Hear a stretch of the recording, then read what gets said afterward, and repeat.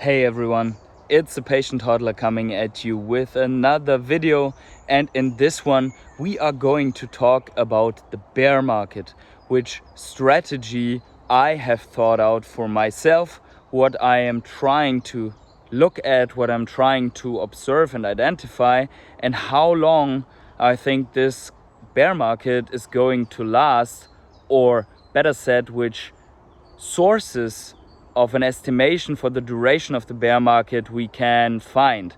And I think there are some very interesting things to consider with regards to NFTs and Metaverse projects.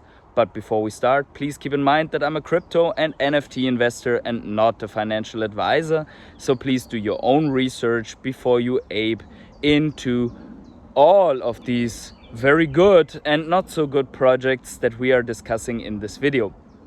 If you enjoy this type of content, please consider dropping a like, subscribe to my channel, and let me know what you think about the bear market ahead of us. Yesterday I have reached 2,000 subscribers on YouTube, and I want to thank each and every one of you who are already subscribed to this channel for making this possible. This is a huge milestone for me and for the channel, and if you're not subscribed yet, please do that, and we are right off heading to 3,000 subs. If you want to do more than subscribing, liking and commenting, please consider becoming a rare hodler to my channel, either by subscribing to my Patreon or becoming a channel member. And especially I want to thank my rare hodlers that are already subscribed since a long time to this channel. You are the reason why this all is possible. As you can see here, for the purpose of this video, I came out here again to the fields. I hope the rain that has just started and the insects are not going to be too crazy here.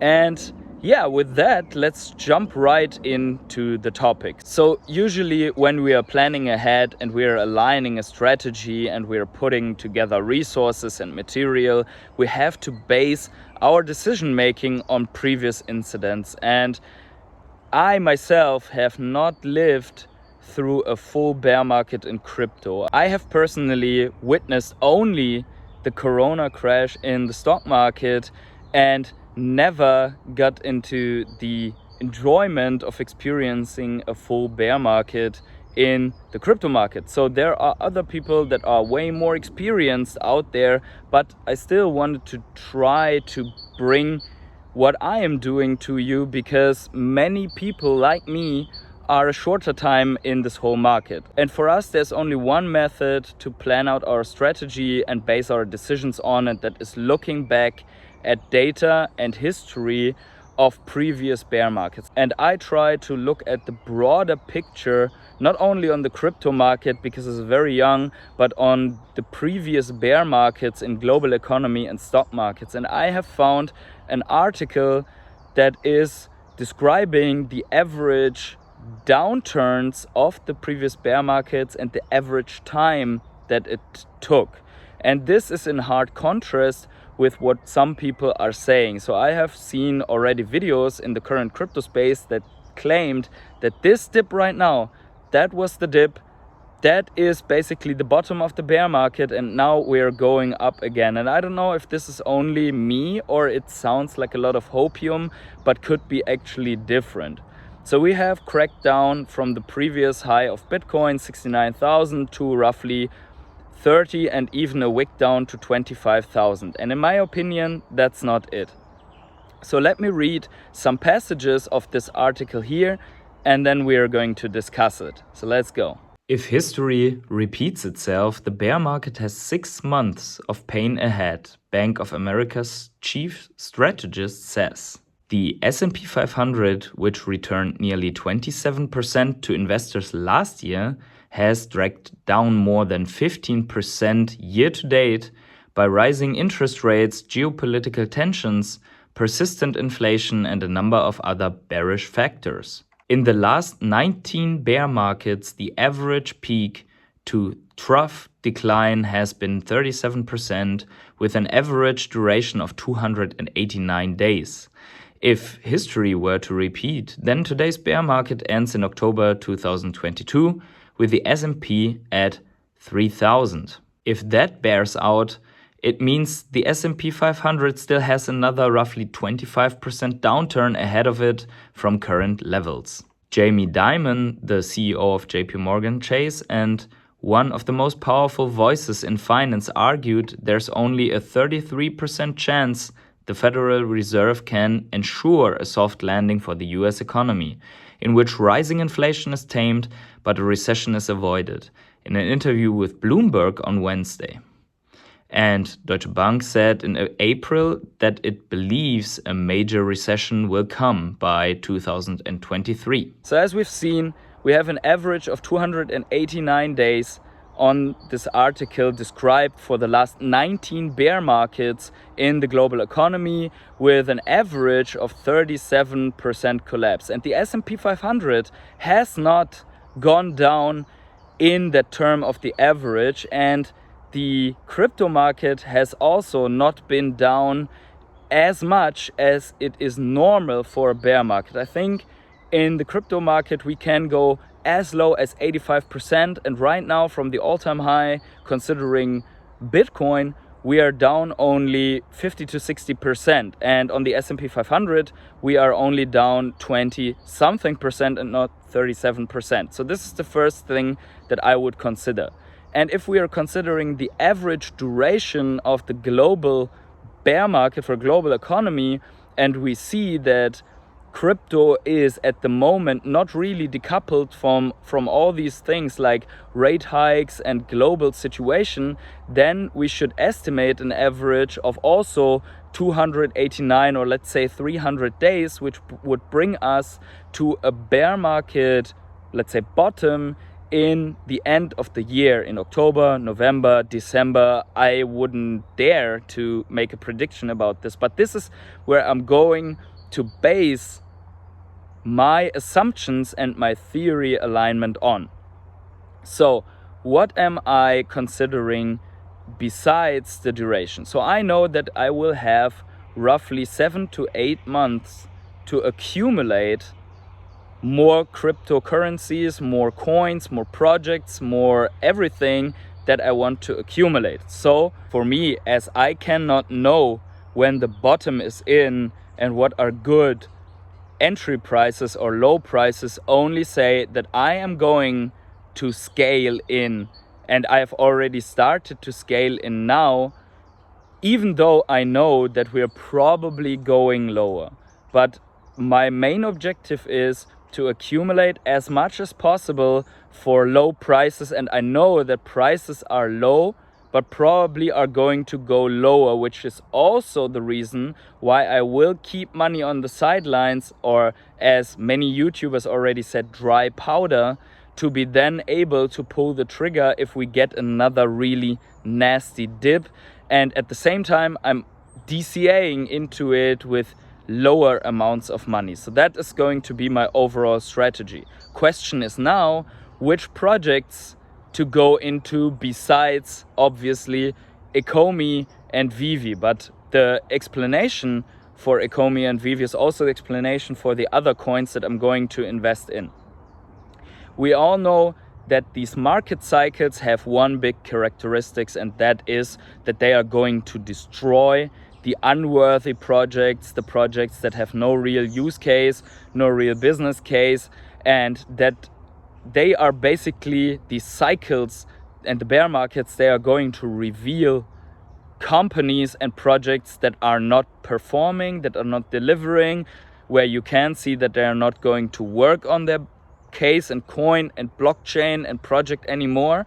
And this is something that I'm looking forward to see, which protocols are going to stick around and doing massive efforts despite the bear market, and which ones we are not even going to see a single tweet anymore, or a decrease in productivity and then a slowly dying of those chains. And we have around 20,000 different cryptocurrencies and blockchain projects out there, and a lot of them will not make it. So this means for me, I want to secure a position in the projects that I'm really believing in. And this is only possible if you know the project very well, if you know what they are doing, and if you're really convinced that they are going to be around after 1 year bear market or after the end of this year. And for me, just to name a few, and the reason why, these are layer 1 protocols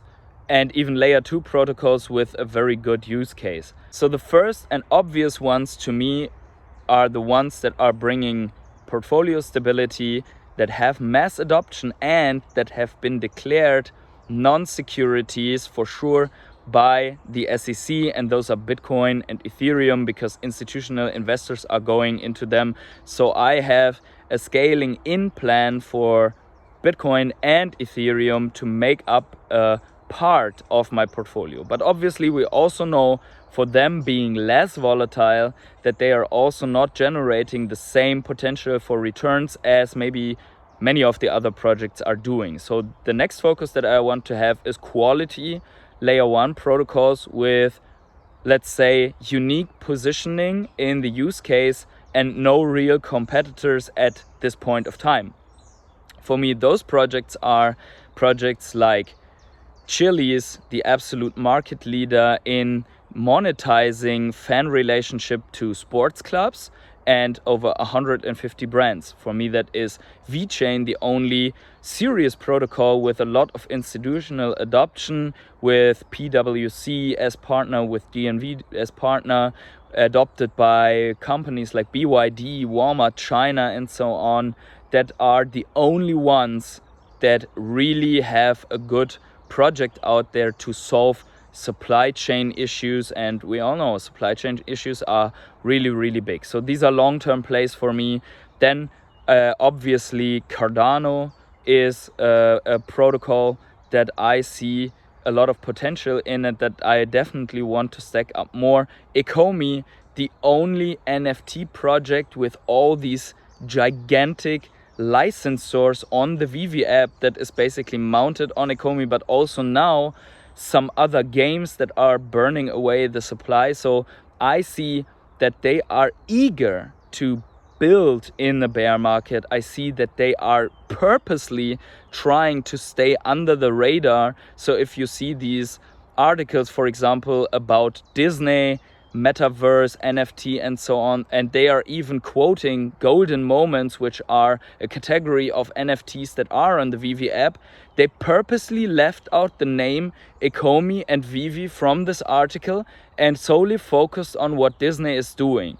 And this, in my opinion, is evidence for them to trying to not appear too much on the radar, because they want to build in peace in this bear market and then strive for mass adoption and mass attention. They also did not make any efforts to be listed on major exchanges. The only exchange listing they added this year was Bitmart, number 42, I think, in global coin ranking, so a rather small exchange.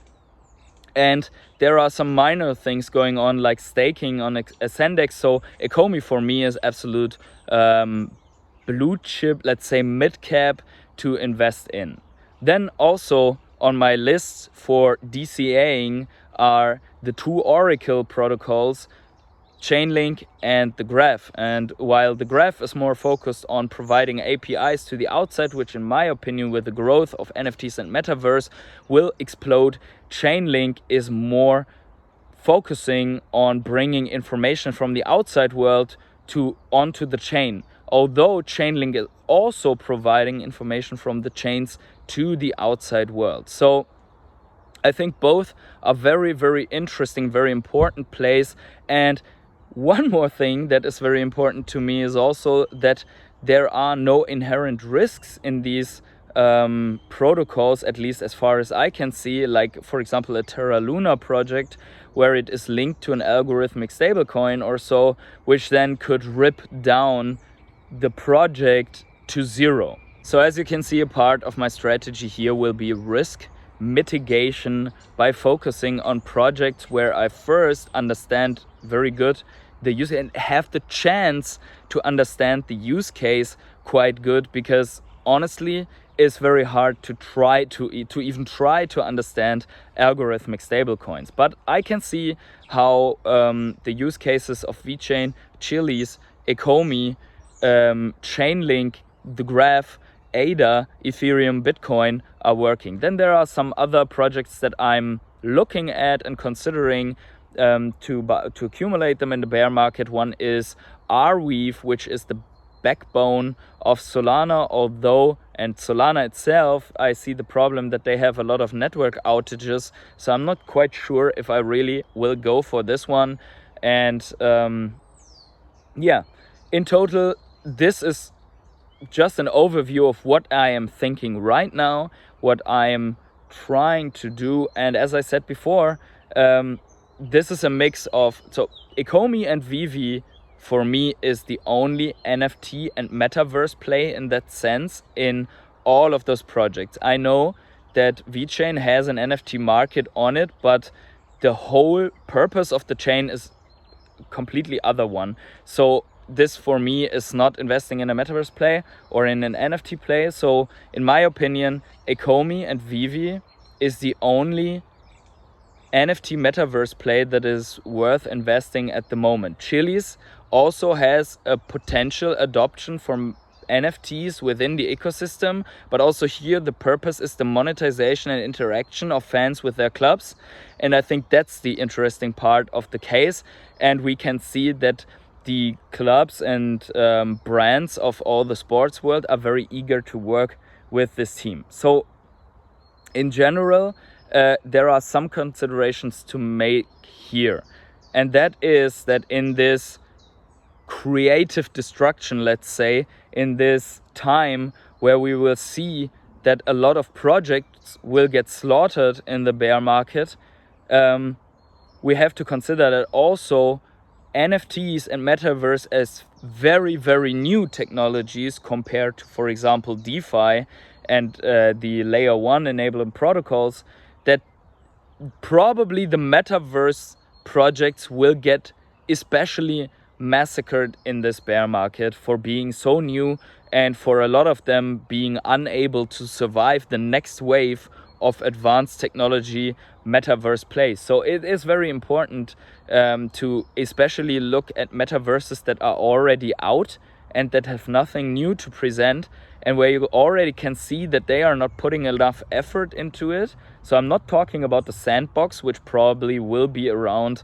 in the next bull market, but there are so many other metaverses out that probably will not make it, that I would be very, very cautious with investing in metaverse plays at this point of time. I would rather wait and see which of these projects are trying to build and really have good partnerships in the future, in the next months during the bear market, where we see a lot of news, a lot of movement, and then maybe go into those. If it would be, for me, technically is only Ecomi, Vivi at the moment, and even for the fact that most people don't know that Ecomi is going to be a metaverse play in the future to invest in.